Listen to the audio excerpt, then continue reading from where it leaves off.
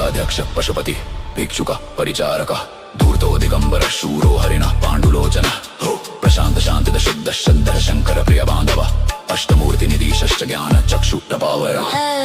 अष्टाधार षडाधार फार्पायुक्त शक्साका भूपरो बुधमादिशो भूपत्य दुधुरन्त चराकं भावधारी मुण्डी च नारी यत्कोपवीता हांशुंकारो न हस्तं विमारन् शोभनस्तका शुद्ध नीलांजन प्रत्युदैत्य मुंडभूषित बलिभुगुनाथो बालो अबाल पराक्रम सर्वापत्तारणो दुर्गदुष्ट भूत निषेवित कामी कलानिधि कांत कामिनी वशकृद्दौवशि जगरक्षारो